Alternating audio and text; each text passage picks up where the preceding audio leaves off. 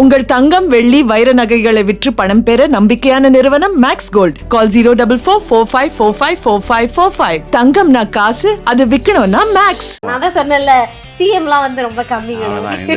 இப்போ நான் வந்து நெக்ஸ்ட் பிஎம் தான். அமெரிக்காவோட அதிபர் ட்ரம்ப் அப்படின்னு எல்லாருக்கும் தெரியும்.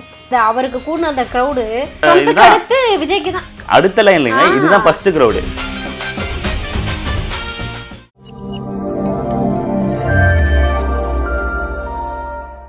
என்ன சிமி, ரொம்ப சோகமா இருக்க மாதிரியே இருக்கீங்க.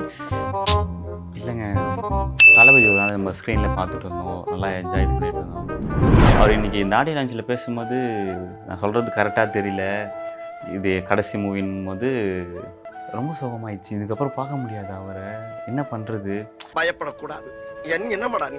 எல்லாரும் அவங்கவுங்க ஃபேன்ஸ் எல்லாருமே மூவிஸ் பார்த்துட்டு என்ஜாய் பண்ணுவாங்க. அப்போ நமக்கு ரொம்ப இதுவாக இருக்கும்ல, ஃபீலாக இருக்கும்ல. விஜய்க்கு போட்ட பாட்டை வந்து உனக்கும் போட வேண்டியதுதான் நினைக்கிறேன். இல்லைங்க, அந்த பாட்டு அந்த ஆடிட்டோரியமில் போட்டாங்க, அந்த அப்படியே அந்த ஸ்டேடியமே அழுதுங்க.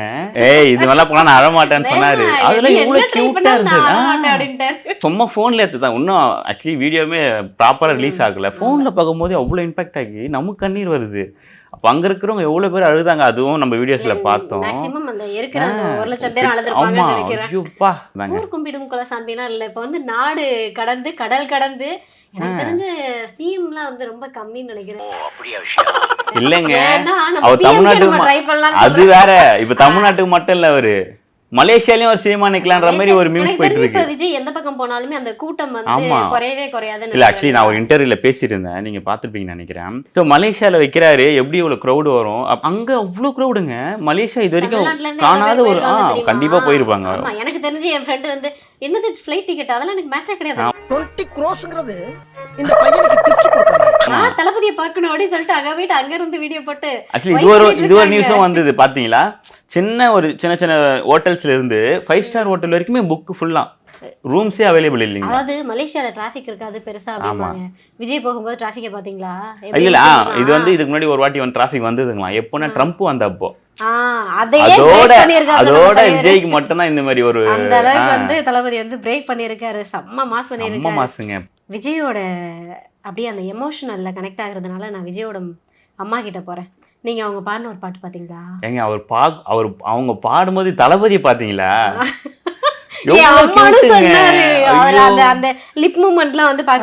அவங்க பாடும்போது ரசிக்கிறாரு இவர், ஒரு மாதிரி கியூட்டா அவங்க ஒரு லிரிக்ஸும் பாடும்போது.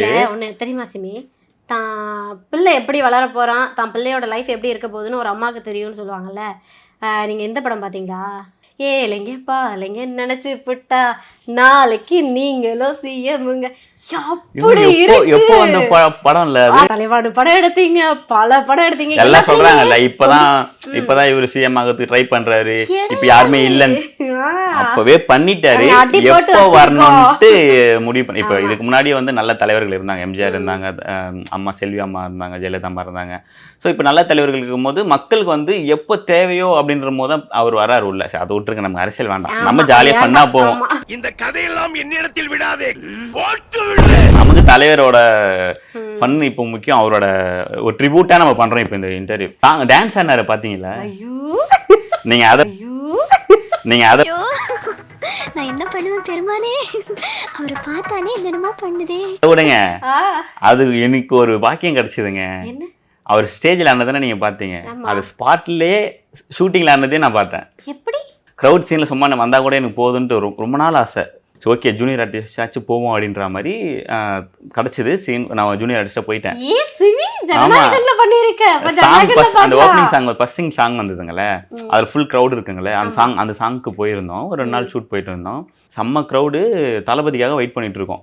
அதே மாதிரி என்னன்னா, அவர் வரும்போது யாரும் கத்தக்கூடாது, யாரும் கை காட்டக்கூடாது அப்படிலாம் சொல்லிட்டாங்க. அவங்க அசிஸ்டண்டோ யாரோ தானே கொடை பிடிச்சாருங்க, அவரே கொடை பிடிச்சிட்டு நடந்து வந்தாரு. ஒயிட் ஷர்ட்டு, அவ்வளோ சிம்பிளுங்க. எல்லா இடத்துலயுமே ஒரு சிம்பிளிசிட்டியை விஜய் கிட்ட பார்க்க முடியும். என்னன்னா, நான் பார்த்ததும் செம்ம ஸ்மார்ட்டுங்க. அந்த ஒயிட் ஷர்ட்ல அந்த ப்ளூ ஜீன்ல அப்படி இறங்கி நடந்து வர்றாரு. நானே கத்துறேன், விசில் அடிச்சேன். ஸ்டெப்புங்க, டான்ஸ் ஸ்டெப்பு போடுறாரு, செம்மையா இருந்ததுங்க. வந்து நின்னாரு. எல்லாம் சொல்லுவாங்களே, நிறைய இன்டர்வியூ நீங்க கேட்டிருப்பீங்க, தளபதி வந்து ஸ்டெப்பு போடுறாருன்னா வந்து பாப்பாரு, நான் அதை நிறைய பேர் சொல்லி நானே கேள்விப்பட்டிருக்கேன். நான் அதை நேர்ல choreography பார்த்தேங்க. தேவையில்ல. என்ன ஓகே இதுவா ஓகே நான் ரெடி போலாமா ஆனா அதுக்கு முன்னாடி கிட்டத்தட்ட ஒரு 2-3 ஹவர்ஸா பின்னாடி பேக்ல ஆடுற எல்லாருக்குமே மாஸ்டர்ஸ் வந்து ப்ராக்டிஸ் போயிட்டு இருக்கு. எல்லாரும் அதே ஸ்டெப்பை போட்டு பார்த்துட்டே இருக்காங்க. தளபதி வந்தாரு, மாஸ்டர்ஸ் வந்து ஜஸ்ட் ஆனால் இப்படி தானே அப்படின்ற மாதிரி ஒரு ஸ்டெப் போட்டார். இவர் பார்த்துட்டே இருந்தார், ஜஸ்ட் இப்படி பார்த்துட்டே இருந்தாருங்க, நின்றுட்டே இருந்தார், பார்த்தாரு. ஓகே அப்படின்ட்டு சும்மா ஒரே ஒரு ரிஹர்சல் போனாங்க, ஷூட் இல்லாமல் ஒரு ரிஹர்சல் பண்ணார். ஓகேன்ட்டுருங்க. அப்புறம் ஸ்பாட்டில் தாங்க சரியான கிளாப்ஸ். எனக்கு என்ன சொல்கிறது, நாங்களாம் கத்துறோம் பின்னாடி இருந்து. அவ்வளோ அழகாக கண்ட்ரோல் பண்ண முடியும் அந்த வைவு. டப்பு வயசு என்ன ஆகுது, என்ன 51 வயசு. இப்ப நம்ம அப்படி சுத்தி இருக்க ஒரு 51 வயசு பர்சனை பார்த்தா வயசாயிடுச்சு அப்படின்னு சொல்லுவோம்ல. ஆடியோ லான்ச் எல்லாம் முடிச்சிட்டு யாருமே எக்ஸ்பெக்ட் பண்ணாத ஒரு டைம்ல எனக்கு கூஸ் பம்ப்ஸ் ஆகுது சிவி அதை பத்தி பேசும்போது. அப்படி டக்குன்னு போட்டவன்னு தலைவன் கையை தூக்குனா பாருங்க. ஐயோ அதை வந்து என்னால வந்து இன்னுமே, ஏன்னா 51 வயசுல நான் இவ்வளோ நேரம் உங்களுக்கு டைம் ஸ்பெண்ட் பண்ணிட்டேன், இவ்வளோ நேரம் பேசிட்டேன் அப்படின்னும் போது சடனாக எந்திரிச்சு ஆடினா அது எவ்வளோ பெரிய மூமெண்ட்டாக இருக்கும். அதுவும் அந்த ஃபேன்ஸ்க்காக தான் அதை பண்ண. எல்லாரும் நாங்கள் முன்னாடி என்ன சொன்னாங்கன்னா, அவர் பர்ஃபார்ம் பண்ணுவாரா, டான்ஸ் எதனா பண்ணுவாருங்களா அப்படின்னு. யாரும் பண்ண மாட்டாரு, அவர் ரேஞ்ச் வேற ஆயிடுச்சு அப்படி சொன்னாங்க. பட் ஆனால் அவர் பார்த்தீங்களா சாங்கும் பாடினாரு, ஒரு டான்ஸும் ஒன்று பண்ணாரு. ஸோ லாஸ்ட் டான்ஸ் அப்படின்னும் போது அது பண்ணது எல்லாருக்கும் எனக்கு தெரிஞ்சு ஒரு ஃபேன்ஸ்க்காக தான் அவ்வளோத்தையும் இறங்கி பண்ணுறாருங்க அவர். ஆமாம், அவர் ஒரு விஷயம் சொன்னார், 30 வருஷமா வந்து நீங்கள் எனக்காக நிற்கிறீங்க, இப்போ வந்து நான் உங்க வீட்டு வாசல்ல வந்து நிற்பேன் அப்படின்னு யாரு சொல்ல முடியுது. இவங்க என்னதான் மூவி டைலாக் அப்படின்னு சொன்னாலும் இல்ல சொல்றதுக்கும் ஒரு மனசு யதார்த்தமான இல்ல அவர் யதார்த்தமா சொல்றாருங்க. சில கமெண்ட்ஸ் வரும், உடனே அவருக்கு அகெயின்ஸ்டா வரும், இது மூவி டைலாக்கா பேசிட்டு இருக்காரு. அவர் மனசுல இருந்து பேசுறாருங்க. அது அவங்க ஃபேன்ஸுக்கு மட்டும்தான் அது புரியும். மற்றவங்க எல்லாரும் நார்மலா பாக்குறவங்க அது சும்மா கமெண்ட் பண்ணாதான் தோணுமா. எங்களுக்கு அது புரியுது, எங்களுக்கு கனெக்ட் ஆகுது. அது போதும். தாண்டி இப்ப உலகமே பேசக்கூடிய ஒரு தலைவர். நான் தான் சொன்னேன்ல, சிஎம்லாம் வந்து ரொம்ப கம்மி. இப்ப நான் வந்து நெக்ஸ்ட் பிஎம் தான். ஏன்னா வந்து கடல் கடந்து போய் ஒரு மனுஷனுக்கு இவ்வளோ பெரிய கூட்டம் வருது. அமெரிக்காவோட அதிபர் ட்ரம்ப் அப்படின்னு எல்லாருக்கும் தெரியும். அவரு வந்த ஒரு இடத்துக்கு அவரோட அந்த அவருக்கு கூட அந்த கிரௌடு இல்ல. ஆனா அந்த ஸ்டேடியம்ல ஃபர்ஸ்ட் இந்த இவரோட அடுத்து விஜய்க்கு தான் அடுத்த லைன் இல்லைங்க, இதுதான் ஃபர்ஸ்ட் கிரௌடு பிரேக் பண்ணிடுச்சு.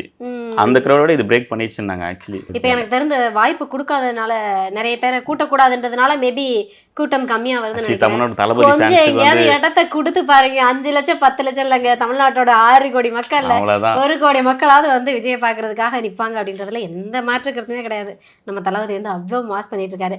உங்கள் தங்கம் வெள்ளி வைர நகைகளை விற்று பணம் பெற நம்பிக்கையான நிறுவனம் மேக்ஸ் கோல்ட். கால் 04445454545. தங்கம்னா காசு, அது விற்கணும்னா மேக்ஸ்.